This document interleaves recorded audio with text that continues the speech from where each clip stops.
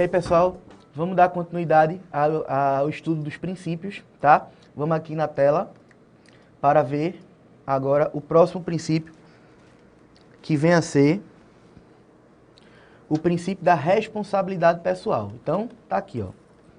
Vamos acompanhar. Princípio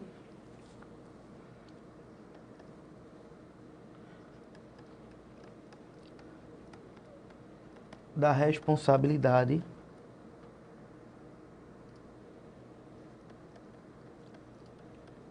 pessoal. Tá? Princípio da responsabilidade pessoal. Também conhecido como princípio da intranscendência.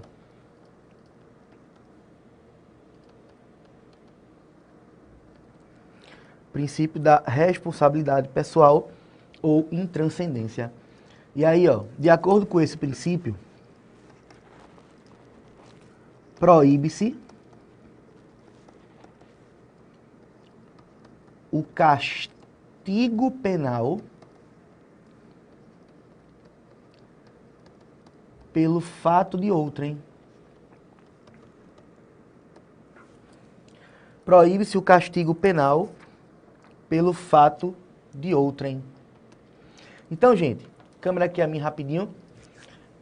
De acordo com o princípio da responsabilidade pessoal ou intranscendência, proíbe-se o castigo penal pelo fato de outrem. Então, eu não posso punir a mãe pelo fato praticado pelo filho. Eu não posso punir o filho pelo fato praticado pela mãe. Eu não posso punir o irmão pelo fato praticado pelo outro irmão, tá? Então, ó, deste princípio da responsabilidade pessoal e transcendência, voltando aqui na tela, vão decorrer duas garantias para o cidadão, tá? Duas garantias para o cidadão. A primeira garantia é a obrigatoriedade da individualização da acusação.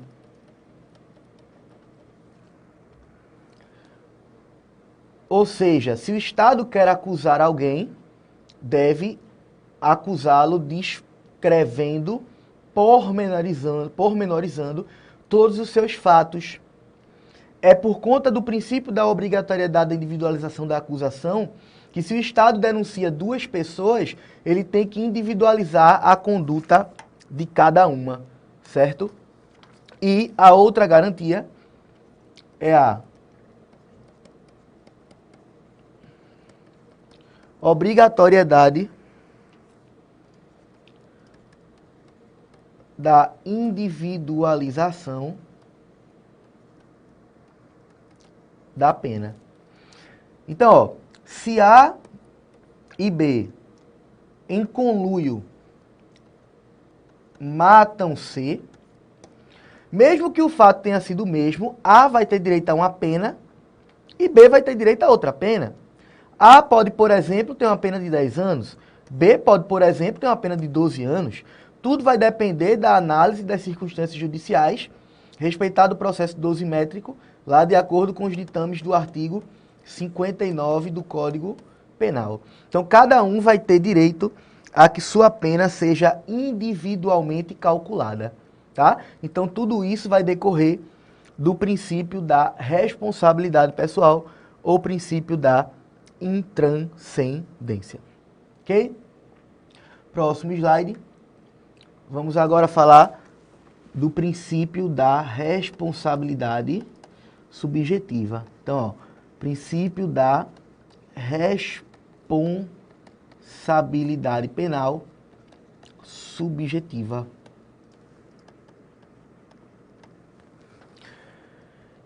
O que é que vem apregoar este princípio? Não basta que o fato seja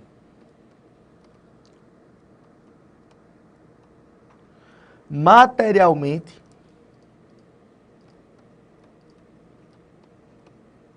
causado pelo agente. mas sim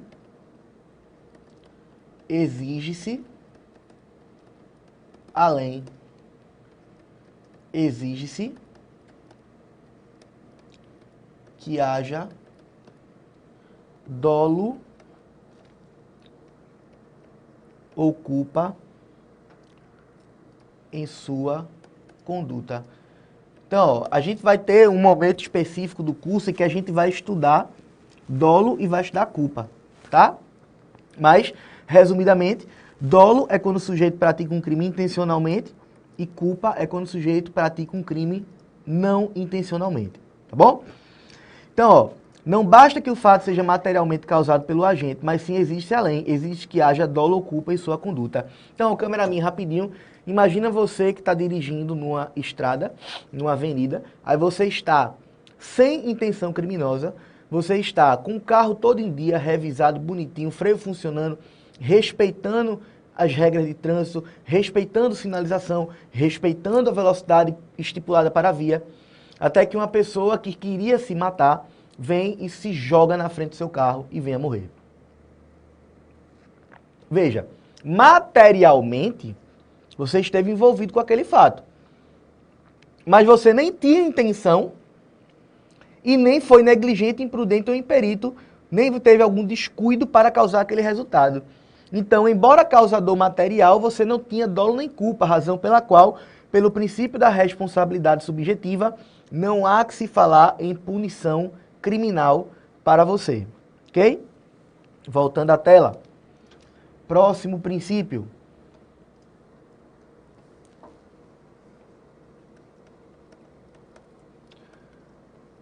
Princípio da igualdade. Princípio da igualdade. Então, ó, princípio da igualdade, gente, tem previsão constitucional, né? No artigo 5º caput da Constituição Federal de 1988, que diz que todos são iguais perante a lei, sem distinção de qualquer natureza. Inclusive, essa garantia, vocês estudam lá em Direito Constitucional, que ela se estende aos estrangeiros, mesmo que não residentes no país, bastando apenas o trânsito, não é verdade? Pois bem, então, câmera minha rapidinho. Da leitura vaga, vazia deste dispositivo, você vai começar a questionar.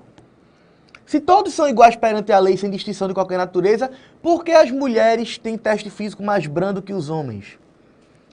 Por que existe limite de altura para certos cargos e concursos públicos? Porque temos as cotas raciais, não é verdade? Bom, gente, este princípio da igualdade, a doutrina abalizada há muito diz isso, não deve ser encarado sob um aspecto puramente formal, mecânico. Há, pois, que se considerar o aspecto de igualdade material. Aristóteles já dizia, devemos igualar os iguais e desigualar os desiguais na medida de suas desigualdades. Então é por isso hoje que nós temos um estatuto próprio para a proteção das mulheres, a Lei Maria da Penha, e não temos uma Lei João da Penha, por exemplo, né?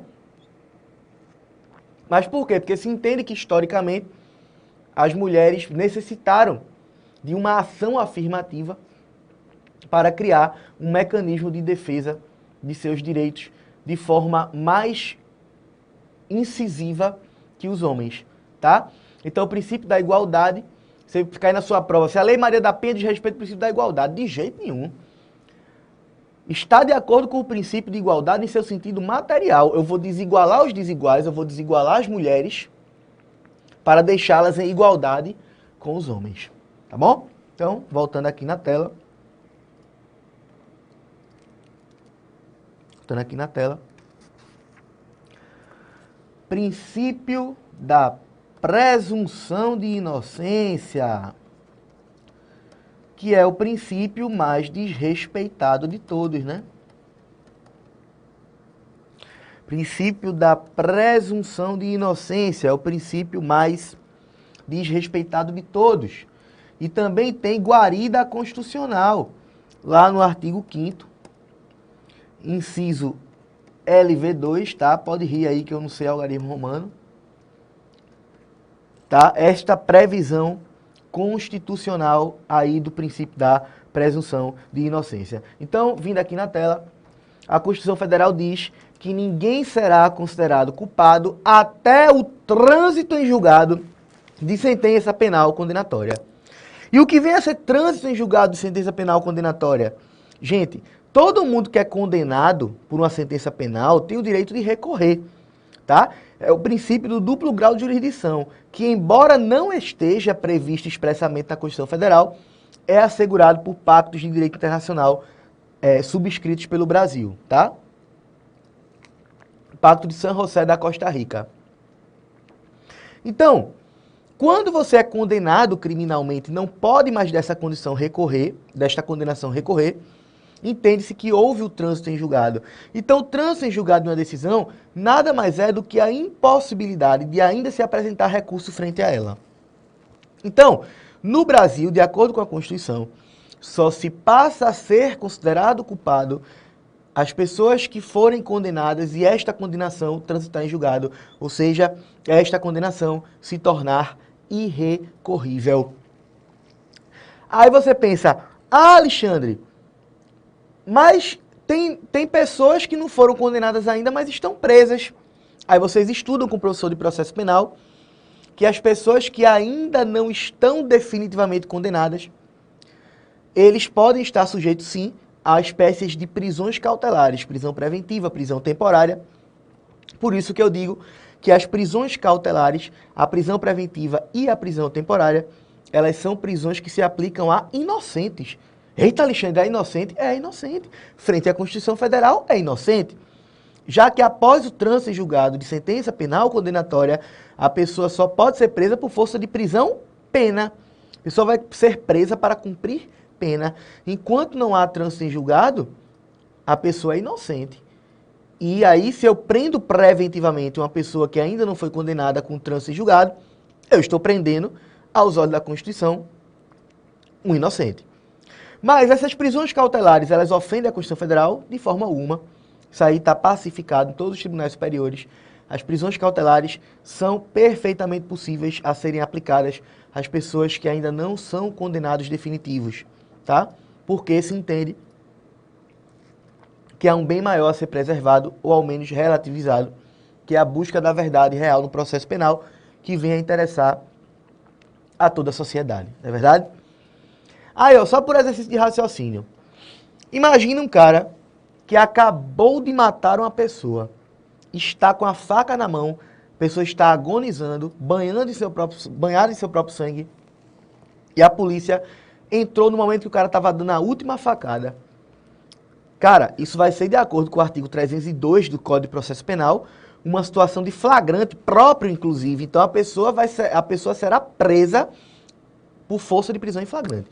Será conduzida ao delegado de polícia para que seja lavrado um auto de prisão em flagrante. Pois bem, essa pessoa é inocente ou culpada? Responda aí. Essa pessoa, gente, é inocente. Inocente, Alexandre, mas acabaram de pegar a pessoa enfiando a faca na cabeça da outra. Gente, ela é inocente, porque ela ainda vai responder um processo, para ao final do processo ser condenada. E dessa condenação, ela ainda pode recorrer. Então ela só vai ser considerada culpada depois que ela for condenada e desta condenação não puder mais recorrer. Ok? Legal isso? Então, voltar aqui na tela. Tá aí o princípio, né, da presunção de inocência, né? Princípio da presunção de inocência. Aí a previsão constitucional, ok? A previsão constitucional. Então, passar aqui para o próximo slide. Para tratar agora do princípio da pessoalidade. Princípio da pessoalidade. O princípio da pessoalidade que também, ó, tem guarida constitucional. Está lá no artigo 5º, inciso XLV da Constituição. Você vai ficar rindo aí o tempo inteiro, porque eu não sei algarismo romano, não.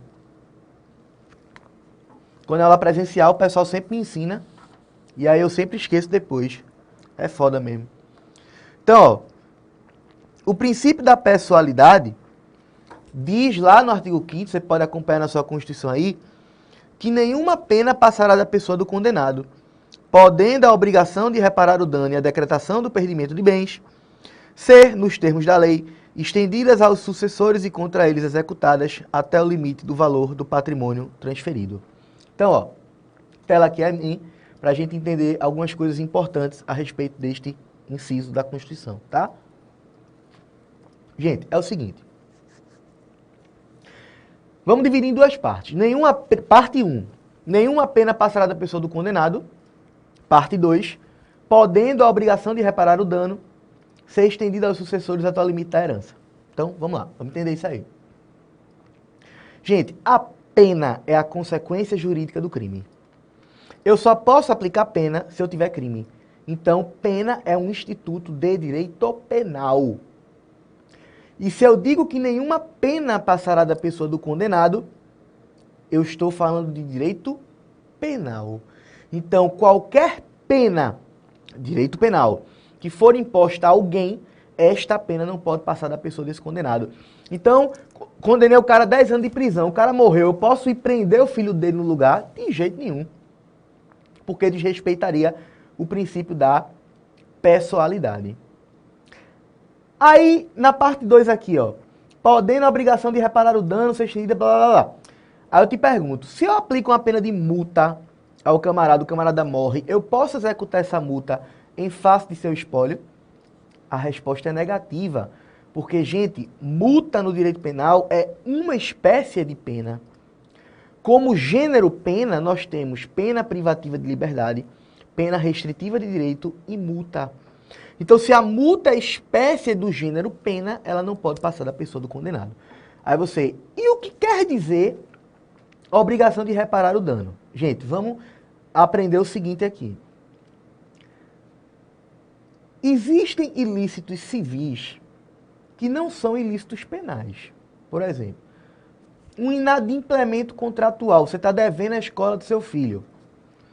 Isso é um ilícito civil. Tanto que a escola poderá te acionar em juízo, ingressando com ação de cobrança, com a finalidade de se ver ressarcida daquele débito. Mas não é um ilícito penal. Não há tipo penal para quem deve à escola do filho. Entretanto, a recíproca não é verdadeira, porque todo ilícito penal, todo ele, gente, vai gerar um ilícito civil.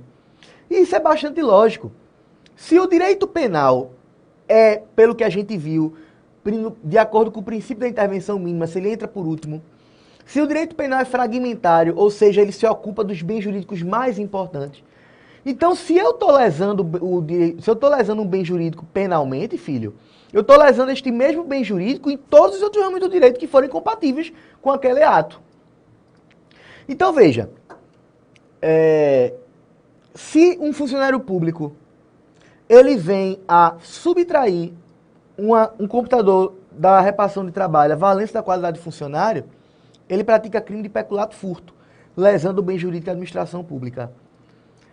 Além disto, ele também terá praticado o ilícito civil, eis que ele irá ter o dever de ressarcir a administração. Tá? Então, todo ilícito penal vai gerar um ilícito civil. Então, em toda sentença penal condenatória, e o CPP diz isso, o juiz deverá fixar valor mínimo para a reparação civil. Então, o próprio juiz criminal, ele vai colocar lá na sentença penal condenatória o valor mínimo que deverá ser executado no juízo civil para indenização, para ressarcimento daquele dano causado. Então, ó, imagina que o cara foi condenado por um homicídio. Aí o juiz lá na sentença condenatória, após o julgamento pelo tribunal do júri, condenou ele a 15 anos de reclusão. E fixou o valor de R$10.000 como sendo o valor mínimo para ressarcimento do dano causado. Ou seja, 15 anos de reclusão, pena, direito penal. Indenização no valor de 10 mil para ressarcimento dos danos, direito civil. Então veja, o juiz penal aplicando direito civil ali, né? Aí o cara morre.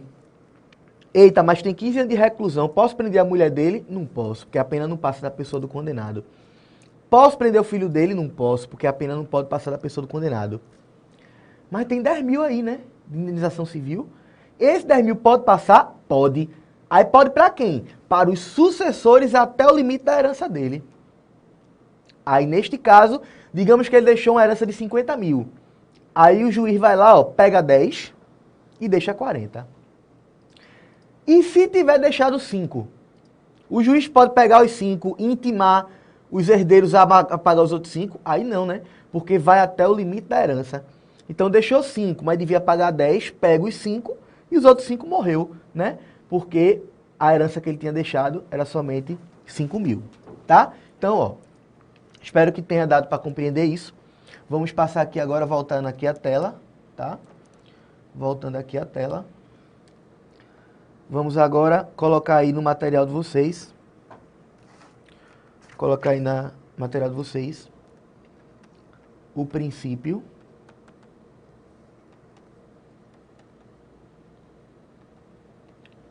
da vedação do bis in idem. Princípio da vedação do bis in idem.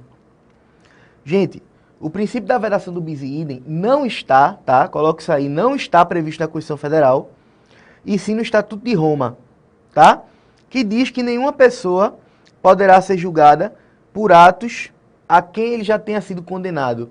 Ou seja, ou absolvido, né? Nenhuma pessoa pode responder 2 vezes pelo mesmo fato, ok? Então, vedação do bis in idem é que nenhuma pessoa pode responder 2 vezes pelo mesmo fato. Então, voltando aqui a tela a mim, para dar uma observação muito importante sobre o bis in idem, tá? Gente, nenhuma pessoa pode ser processada 2 vezes pelo mesmo fato, julgada, condenada 2 vezes pelo mesmo fato, absolvida 2 vezes pelo mesmo fato, cumprir pena 2 vezes pelo mesmo fato. Mas é uma observação muito importante a ser feita aqui. O princípio do bis in idem impede que a pessoa responda mais de uma vez pelo mesmo fato dentro do mesmo ramo do direito. Então, ó, dentro do direito penal, a pessoa não pode responder mais de 2 vezes pelo mesmo fato. Dentro do direito administrativo, a pessoa não pode responder 2 vezes pelo mesmo fato. Então, é dentro do mesmo ramo do direito. E por que essa observação? Porque existem casos em que o fato será único, mas este mesmo fato a gente vai responder mais de uma vez, entretanto, em esferas diferentes. Aí não vai desrespeitar o bis in idem, porque a vedação do bis in idem é dentro do mesmo ramo do direito. Então, observe o seguinte. Funcionário público, valendo da qualidade de funcionário, subtraiu o computador da repartição onde ele trabalha. Gente, por este fato, ele irá responder penalmente pela prática do artigo 312, parágrafo 1º do Código Penal, que é o crime de peculato furto. Ele vai responder administrativamente, ele vai responder um processo administrativo disciplinar, tá? Que poderá acarretar-lhe uma suspensão, uma demissão, uma advertência, uma demissão a bem do serviço público. E irá responder civilmente, porque ele terá que indenizar, terá que ressarcir o dano causado. Então, ó, por este mesmo fato, sem contar também a ação de improbidade que está dentro aqui da ação civil, né? A improbidade administrativa é uma ação de natureza civil, né? Então, ó, por um mesmo fato, ele está respondendo 3 vezes, só que cada um em esfera diferente. Aqui no penal, aqui no civil, aqui no administrativo. Aí vai poder, Alexandre? Vai poder, Alexandre. Aí ele vai poder sim, certo? Aí, gente, existe uma exceçãozinha ao bis in idem que está no artigo 7º, inciso 1º do Código Penal, que trata dos casos de extraterritorialidade incondicionada, em que o cara responde pelo mesmo fato no estrangeiro e também no Brasil. Mas aí a gente vai falar melhor disso quando a gente estiver dentro do tópico Lei Penal no Espaço, tá bom? Que será um tópico também aí do nosso curso, beleza? Então, ó, bis in idem, nenhuma pessoa pode responder 2 vezes pelo mesmo fato dentro do mesmo ramo do direito. No meu exemplo, o servidor público responderá 3 vezes pelo mesmo fato. Pode, porque são em esferas distintas. Esfera penal, processo criminal pelo crime de peculato furto, esfera administrativa, né, processo administrativo disciplinar e ação de improbidade aqui no direito civil. Ok? Então, gente, ficamos aqui por esse bloco, continuamos no bloco seguinte. Até já.